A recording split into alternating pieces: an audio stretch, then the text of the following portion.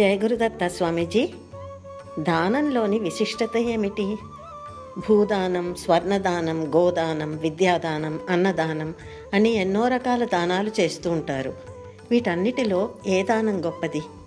చాలామంది దాతలు దానం పుచ్చుకునే వారిని తమను దుష్కర్మ నుండి విముక్తి చేసేవారుగా కాక ఒక బ్రతుకలేని జీవిగా చూస్తారు. అది తప్పు కాదా? దానం చేస్తున్నాము అనే భావన అహంకారం కాదా? తప్పకుండా. ఈ చివరి మాట మాత్రం చాలా మంచి మాట. దానం చేస్తున్నాను, నేను దాత, ఆయన గ్రహీత అనే భావం మనస్సులో ఉంటే మాత్రం దానం ఫలించదు. దశరథుడు చెప్పాడు. ఎందుకంటే దాత అనేవాడు ఎప్పుడూ కూడా గ్రహీత చేతిలో అధీనంగా ఉంటాడు అని చెప్పాడు దశరథ మహారాజు. గ్రహీత లేకపోతే, తీసుకునేవాడు లేకపోతే దాత ఎవరికి దానం చేస్తాడు? అందువల్ల దాత గ్రహీత ఇద్దరిలో గ్రహీతే గొప్పవాడు అని చెప్పారు ఆయన తీర్మానం చేసి. ఎంత గొప్ప మాట చూడండి. అందుకనే నేనేదో గొప్పగా దానం చేస్తున్నాను అని అనుకోకూడదు. అది చాలా పొరపాటు, అది చాలా అహంకారం, చాలా తప్పు కూడా. అది అందుకైనా అది పనికిరాదు. అలా చేసిన దానం పూర్తి ఫలాన్ని ఇవ్వదు. కానీ వస్తువు కంటూ ఒక ఫలం ఉంటుంది కదా. నువ్వు వస్తువు త్యాగం చేసావు కాబట్టి దానికి వచ్చే ఫలం వస్తుంది. అహంకరించావు అని అసలే ఫలం రాకుండా ఉంటుంది అని చెప్పలే. ఎందుకంటే అహంకారాన్ని పూర్తిగా విడిచిపెట్టి ఆ లెవెల్లో ఉండి దానం చేయాలి అంటే వీడికి ఎప్పుడు ఆ లెవెల్ రాదు, వీడు ఎప్పుడు దానం చేయడు. అందువల్ల దానం చేస్తూ ఉంటే ఆ దాన ఫలం ఏమిటి అంటే అహంకారాన్ని పోగొట్టేదే దాన ఫలం.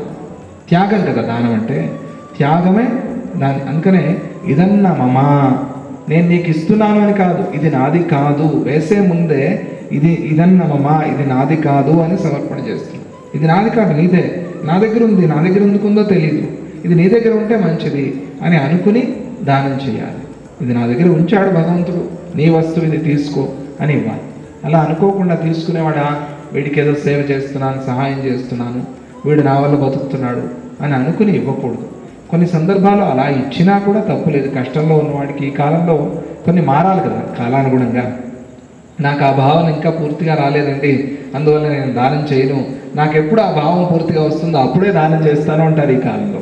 అందుకనే పోనీ ఆ అహంకారం మనస్సులో ఉన్నా కూడా మంచి పని చేయండి, దానం చేయండి, దాంతో మంచిది అవుతుంది. ఇక దానాల్లో ఏ దానం గొప్పది అని నేను సమాధానం అని చెప్పా కదా మీకు, తమాషగా సమాధానం. అది దానాల్లో అన్నదానం అని కొంతమంది, భూదానం అని కొంతమంది, ఇంకా ఇది గోదానం అని కొంతమంది, ఇలా రకరకాలుగా చెప్తారు.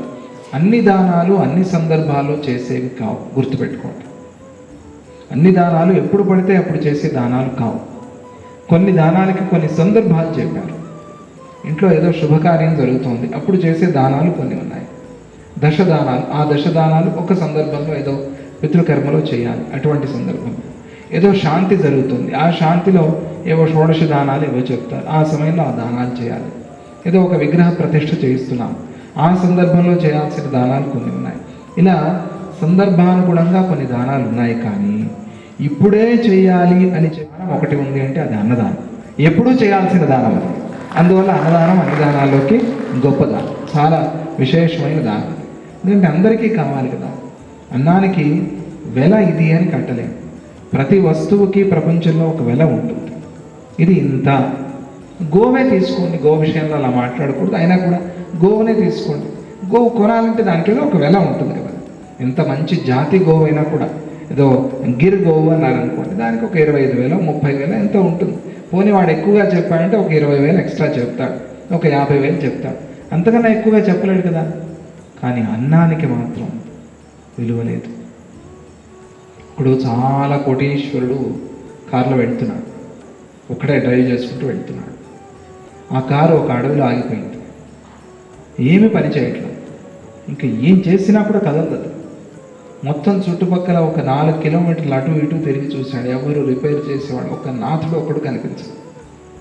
బండి ఆగిపోయింది. ఆకలి, దాహం, ఏవో నీళ్లు పెట్టుకున్నాడు, తాగాడు. విపరీతమైన ఆకలి. చూశాడు కార్లో ఏమైనా ఉన్నాయి, ఏమీ లేవు, ఏమీ పెట్టుకోలే. త్వరగా వెళ్ళిపోతాను కదా, మంచి బండి ఇది, ఇదంతసేపు వెళ్ళిపోతుంది అని అనుకున్నాడు. ఏమీ లేదు. సాయంత్రం వరకు అలాగే ఓపిక పెట్టాడు, ఎవరైనా వస్తారేమో, ఎవరైనా వస్తారు. ఎవ్వరూ రాలా.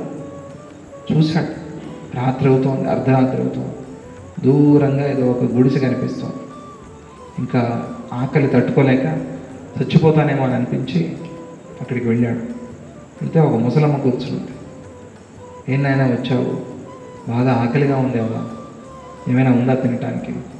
ఏదో వృద్ధం తయారు చేసిన గంజి ఉందయ్యా, తాగుతావా? తాగుతాను. ఆ తల్లి అవ్వ ఆ గంజిని వేడి చేసి ఆ రాగి ముద్ద, ఆ రాగి సంకటి వేడి చేసి తీసుకొచ్చి ఇచ్చింది. తిన్నాడు, ప్రాణాలు నిలిచాయి. ఈ అన్నానికి ఆ కోటీశ్వరుడు ఏం వేల కడతాడు? ఏ వేల దానికి చెప్పండి? ఏ వేల లేదు. ఆ కోటీశ్వరుడు అడిగాడు, అమ్మ నీకు ఏమైనా ఇస్తాను. ఆ తల్లి ఏమొద్దంటుంది, నాకేం వద్దయా, నాకేం కావాలి, ఏదో ఇంట్లో అలా ఉంది అంతే, నేను తినేదాన్నే పెట్టేదాన్ని, ఒక్కతనే ఉన్నా, నీకు ఇచ్చాను. ఆ కోటీశ్వరుడు ఇప్పుడు ఏమి ఇచ్చి రుణం తీర్చుకోవాలి? ఎందుకంటే వాడి విలువ ఎంతో, అంటే వాడికి ఎంత ఆస్తి ఉందో, ఎన్ని భూములు ఉన్నాయో, ఎన్ని బిల్డింగ్లు ఉన్నాయో, ఎంత వాడి దగ్గర డబ్బు ఉందో, ఎంత కీర్తి ఉందో, ఎంత పదవి ఉందో, వాటన్నిటికన్నా కూడా పెద్దది. అవునా కదా? వాడే పోయిన తర్వాత ఈ ఆస్తి అంతా ఏమిటి? ఎవరు ఏదో అరణ్యంలో ఎవరు లేక ఒక అనాథలాగా పోతే వాడిని ఎవరు పట్టించుకోలేదు. అటువంటి వాడికి ఆ తల్లి అన్నదానం చేసింది. ఆ అన్నదానానికి ఏమిచ్చి రుణం తీర్చుకోగలడు? మళ్ళీ చచ్చి ఆ తల్లి కూడా మళ్ళీ పుడితే ఆ తల్లి గర్భంలో పిల్లవాడిగా పుట్టి మళ్ళీ చచ్చేంత వరకు సేవ చేసుకున్నా కూడా ఆ రుణం తీరదు. అటువంటిది అన్నదానం. అవునా కాదు? అందుకనే అన్ని దానాల్లోకి అన్నదానం అనేది చాలా గొప్ప దానము. అన్నదానంలో ఒక తృప్తి అనే మాట వస్తుంది, వేరే దేంట్లో కూడా రాదు. ఆ తృప్తి అనే మాట చాలు. మనిషికి తృప్తి లేనివాడు మనిషి, చాలా కష్టం. ఆ తృప్తి రావటం అనేది కష్టం. కానీ ఆ తృప్తి లేని మనిషిలో తృప్తి అనే మాటని రప్పించే శక్తి అన్నానికే ఉంది. కాబట్టి అన్నం బ్రహ్మస్వరూపం. అన్నం బ్రహ్మ కాకపోతే ఆ మాట రాదు.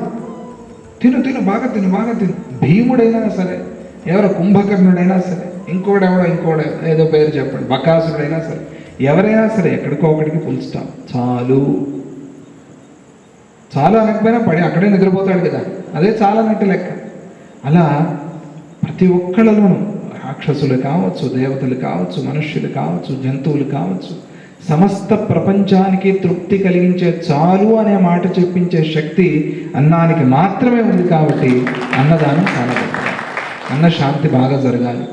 ఇక్కడ కూడా చాతుర్మాస సందర్భంగా అన్నశాంతి బాగా జరుగుతోంది. అడిగారు ప్రారంభంలో ఏం కావాలి అని. 1,00,000 మందికి అన్నదానం చేయండి చాతుర్మాస్యంలో, నాకు తృప్తి అని. ఇప్పటికే ఆ 1,00,000 దాటింది అన్నారు. అలా లెక్క పెట్టుకోకూడదు, కానీ విని సంతోషమైంది. అలాగే చుట్టుపక్కల ఎవరో బీదలంతా ఉంటారు, వాళ్ళకు కూడా అన్నదానం చేయండి. మన చేతనైన అన్నదానం. మంగళవారాల్లో స్వామిజీ షేర్ యువర్ ఫుడ్ అని ప్రారంభించారు కదా. మనం ఉపవాసం లేకపోయినా కూడా ఒకళ్ళకి మనం తినే ఆహారం, స్వయం పాకం, బియ్యం కానీ, పప్పులు కానీ, ఏవో కూరలు కానీ వాళ్ళకి తీసుకెళ్ళి ఇవ్వటం చాలా గొప్పదానం అవుతుంది. చాలా అన్ని దానాల్లోకి గొప్పదానం అన్నదానం. తక్కినవి కాదు అని కాదు, గొప్పదే అన్నదానం. జయదత్త. అన్నదానంతో పాటుగా జ్ఞానదానం, విద్యాదానం. ఎందుకంటే అన్నం ఇస్తూ ఆ అన్నాన్ని ఎలా సంపాదించుకోవాలో నేర్పించడం గొప్పదానము అన్నారు. అందువల్ల జ్ఞానదానం అదే అన్నిటికన్నా గొప్పది. కానీ ఆకలిగా ఉన్నవాడికి కూర్చో ఉపదేశం చేస్తానంటే అది పట్టదు. కాబట్టి తింటేనే కానీ మన శ్వేతకేతువుకి స్ఫురణలోకి రానట్టుగా ఆయన 15 రోజులు సెలవు, నీకు అన్నం లేదు, ఉపవాసం చేశాడు. ఏమీ గుర్తురాదు.